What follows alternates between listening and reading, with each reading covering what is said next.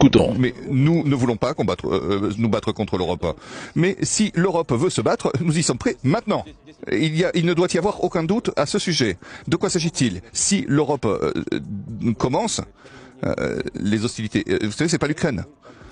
Avec l'Ukraine, nous faisons les choses de manière chirurgicale. Nous sommes très attentifs.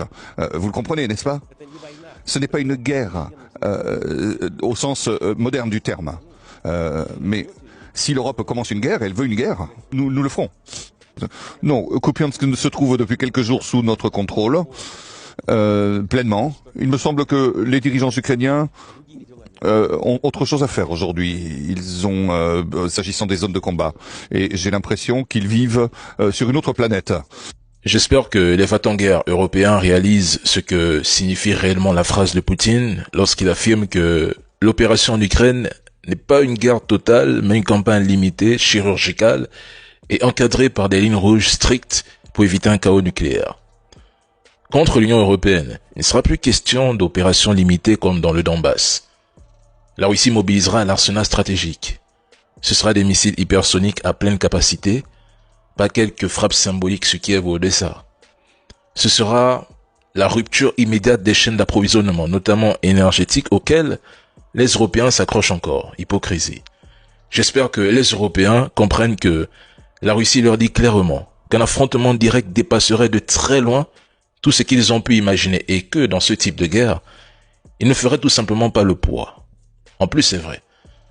L'Europe ne peut absolument rien. C'est brutal ce que je dis, mais c'est factuel. L'Europe n'a plus d'armée capable de soutenir une guerre longue. Les stocks d'obus sont vides, les arsenaux sont symboliques. Les usines produisent en un an ce que la Russie fabrique en un mois. Les États européens dépendent des États-Unis pour leur propre défense. Sans Washington, l'OTAN est un château de cartes. Or, les États-Unis sont fatigués et déjà absorbés par l'Indo-Pacifique. Les économies européennes sont fragiles. Une guerre contre la Russie couperait l'énergie, exploserait les prix, détruirait les réseaux électriques. Les sociétés européennes ne supporteraient pas 6 mois de rationnement ou de blackout. Est-ce que l'opinion publique européenne est prête? Non. C'est une génération qui n'a jamais connu la guerre, qui ne veut pas se sacrifier pour l'Ukraine ou pour Bruxelles, ni pour des discours d'apparat.